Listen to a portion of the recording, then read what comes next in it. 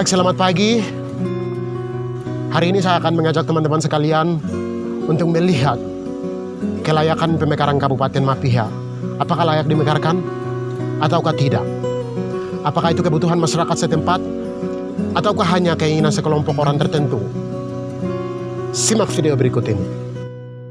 Akhir-akhir ini, tanah Papua dilanda krisis kemanusiaan, rasisme dan diskriminasi, serta hangatnya diskusi mengenai otonomi khusus jilid 2 di tanah Papua di kalangan masyarakat intelektual dan mahasiswa. Namun sayangnya, di daerah Mapiha, masyarakat disibukkan dengan adanya isu pemekaran Kabupaten Mapiha yang terdengar kontra di masyarakat adat Mapiha. Pasalnya, isu pemekaran tersebut muncul secara tiba-tiba tanpa sepengetahuan masyarakat. Isu tersebut juga mulai menuai sesaat Bupati Kabupaten Dogiai, Yakobus Tumupa, dalam pertemuannya bersama anggota legislatif Dogiai yang berlangsung di kantor DPRD Kabupaten Nabire. Ia mengeluarkan statement mengenai pemekaran Kabupaten Mapiha. Selanjutnya, dibentuklah tim pemekaran Mapiha yang diketuai oleh salah satu anggota DPR Dogiai, Yusak Tebai, dan juga intelektual Mapiha, Matias Putu yang merupakan kader dari Partai Golkar. Masyarakat Mapiha sebagai objek krusial dalam pemekaran Kabupaten Mapiha dengan keras dan tegas menolak kehadiran pemekaran Kabupaten Mapiha yang dimainkan oleh sekelompok orang. Pasalnya juga, menurut masyarakat Mapiha, kehadiran Kabupaten Mapiha hanya akan menguntungkan orang-orang pendatang dan pribumi akan semakin terpinggirkan, apalagi dengan berakhirnya otonomi khusus Papua, maka kehidupan masyarakat Mapiha akan lebih jauh berbahaya dari kehidupan sebelumnya. Selain itu, menurut masyarakat, hadirnya Kabupaten Mapiha akan merusak ekosistem lingkungan, tanah, batu, hutan, kayu, dan semua kekayaan yang terkandung di dalamnya. Masyarakat juga trauma dengan beberapa perusahaan ilegal yang sedang beroperasi di sekitar daerah Mapiha, seperti puluhan perusahaan ilegal penambang emas di daerah Degewo, perusahaan kayu di Nabire, terutama daerah Sima, ilegal logging di Sukikai Selatan, perusahaan kelapa sawit, dan masih banyak lagi perusahaan-perusahaan ilegal yang sedang beroperasi di sekitar daerah Mapiha. Juga, kata masyarakat, yang membedakan daerah Mapiha dan daerah lainnya tidak lain ialah banyaknya lokasi dan tempat-tempat bersejarah yang turun-temurun dijaga, dirawat, dan sudah dilestarikan sebagai bagian yang vital dari kehidupan berbudaya. Dengan alasan-alasan tersebut di atas, maka masyarakat telah sepakat dan bersatu hati untuk menolak hadirnya pemekaran Kabupaten Mapiha tersebut. Hari ini, kami tim dari Koteka TV telah mendatangi rumah salah satu tokoh masyarakat Mapiha. Beliau juga merupakan pembina Dewan Adat Kota Mapiha yang tidak lain adalah paguyuban representatif dari masyarakat adat Mapiha, Bapak Amandus Iyai, guna mendengarkan langsung pendapat dan pandangannya mengenai pemekaran Kabupaten Mapiha Raya. Menurut Bapak, apa yang melatar belakangi sehingga Bapak merasa pemekaran ini tidak boleh dilakukan di Mapiha? Apa pendapat Bapak sendiri? Itu menurut kami masyarakat pada umumnya dan pada khususnya pribadi saya, itu keuntungan dan kerugian dan manfaatnya itu memang ada. Kerugian juga lebih banyak dan keuntungan juga ada, juga banyak. Tapi keuntungan itu orang-orang tertentu yang untung. Tetapi pada umumnya masyarakat Mapiha tidak akan untung semua. Itu tetap akan kerugian terlalu banyak. Oh, hanya untung untuk sekelompok orang saja? Sekelompok orang saja yang punya pendidikan, sudah punya politik, beban politik. Hanya itu saja yang mereka dapat untung. Yang selain itu masyarakat kecil mereka tetap rugi? Tetap rugi. Tanah rugi, masyarakat ekonomi rugi, alam rugi, semua. Itu kita rugi. Oke, dari pendapat Bapak sendiri, apakah masyarakat secara umum, masyarakat tadi Bapak bilang mereka pasti kehadiran pemekaran ini akan merugikan masyarakat kecil dan hanya menguntungkan orang-orang tertentu saja. Sekarang menurut pendapat Bapak, apakah pemekaran ini masyarakat yang memang minta kepada Bupati Dogiai sebagai Kabupaten Induk untuk minta pemekaran atau hanya oleh orang-orang tertentu? Ya, ini menurut pendapat kami masyarakat sendiri. Jadi pertanyaan seperti itu kami dari masyarakat terima kasih. Bahwa di lapangan terbuka di Timotius lapangan di sana juga saya dipertanyakan kepada Bapak Bupati Kabupaten Dogiai bahwa pemekaran yang diberikan kepada masyarakat Mapiha untuk Kabupaten Mapiha ini inisiatif Bapak Bupati sendiri atau inisiatif DPR atau inisiatif dari masyarakat. Sebenarnya kalau masyarakat dari bawah naik ke Bupati kami yang mengumpulkan data untuk penerimaan kabupaten itu, baru kami sampaikan ke DPR, dari DPR yang sampaikan ke bupati, tetapi terbalik dari bupati yang turun. Jadi bupati menjawab bahwa dia jawab secara liar, ada DPR yang dorang sungut-sungut untuk berikan kabupaten, dan ada masyarakat yang ngomong-ngomong di luar. Tetapi bupati ini sangat hebat sekali, dia terima secara liar. Baru dia menyetujui secara liar. Padahal kalau kabupaten begini, itu harus masyarakat Mapia Lama menyetujui, baru menyampaikan. Baru bisa bupati mengeluarkan rekomendasi dengan SK. Itu begitu. Tapi itu inisiatif mereka sendiri. Itu begitu. Oh, jadi sebenarnya Pemekarang ini yang minta ini bukan dari masyarakat ya, Bukan Bapak? dari masyarakat, bukan dari masyarakat. Itu mereka ini memaksa untuk masyarakat. Oh, dari oknum-oknum tertentu. Dari oknum-oknum tertentu, termasuk bupati sendiri.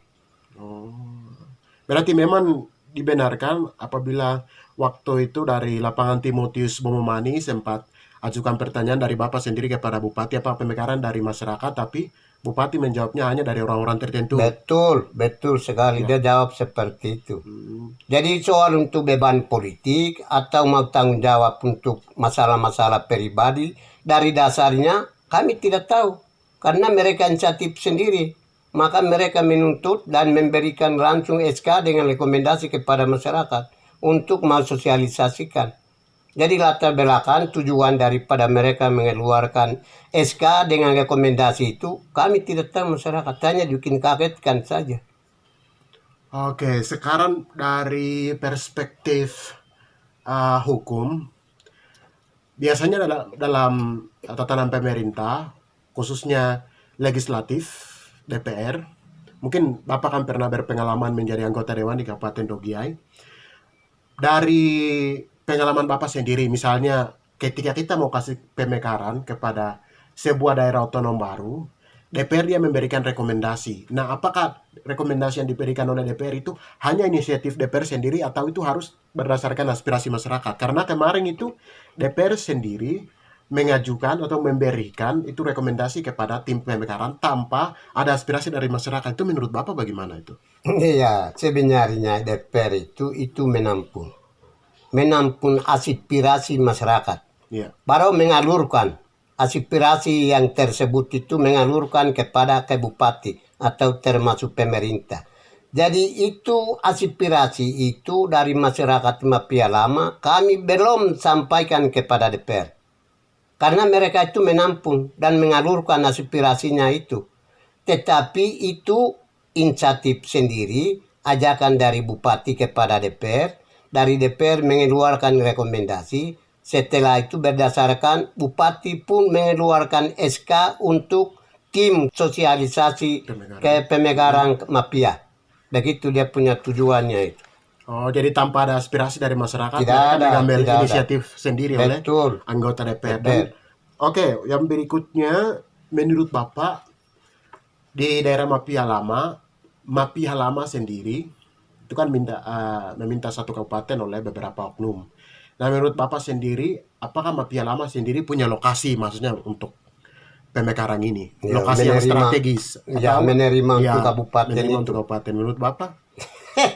Ini saya sendiri saja, duduk saya sendiri, masyarakat sendiri juga kami ini terlalu repot. Dengan alasan bahwa kami orang Mapia itu hidup di antara gunung. Di bawah kaki gunung, karena terjepit antara kaki gunung itu. Jadi kami ini susah untuk geser ke sana, geser ke situ, mau pindah ke sini. Tidak ada dataran yang rendah, karena itu bergunung. Kali, sungai, tebing, dan seterusnya. Kalau kabupaten itu, dia harus meletakkan itu di tengah-tengah yang datarannya yang cukup luas, cukup baik, baru bisa taruh. Tapi kalau bergunung-gunung seperti begitu, kalau pemerintah ambil di pinggir sepanjang jalan ini, kami masyarakat mau hidup di mana? Di gunung. Atau di kali jadi di kali. Atau jadi ikan di kali. Tidak bisa. Ini semua di pinggir jalan ini, kebun, kopi, kacang, dan seterusnya. Jadi tidak wajar, tidak tepat untuk lokasi Kabupaten Mapia. Oh, jadi Itu Pemekarang ini tidak tepat di Mapia, itu tidak ada lokasi.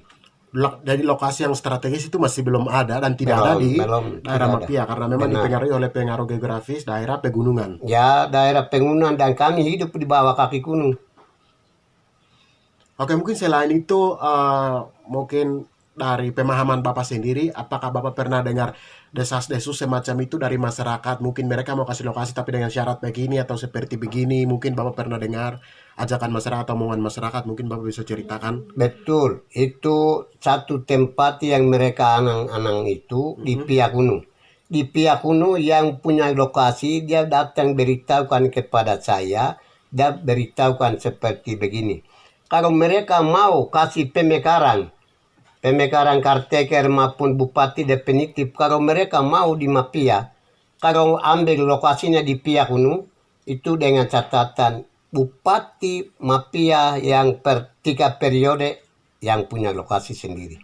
3 periode tidak pilih-pilih, itu hanya diangkat saja. 3 periode. Bupati. Itu bupati sendiri itu punya lokasi sendiri, PAM yang ada di lokasi yang mereka diberikan. Itu satu. Yang kedua, DPR berapa PAM yang berdomisili di lokasi itu harus 3 PAM berarti 3 DPR. Kalau 4 PAM yang memiliki lokasi itu 4 DPR sampai seumur hidup. Tidak bisa dipilih. Sampai seumur hidup. Sampai seumur hidup. Itu jatah. Pegawai saya tidak itu. Ya. Kemudian tempat lokasinya pakai kontrak. Tidak sewa, tidak hak milik. Itu kontrak. Sistem kontrak. Sistem kontrak tiap tahun dia dapat jatah. Dia dapat ambil uang. Dan dibagikan menurut porsi yang ada aturan di dalam. Begitu.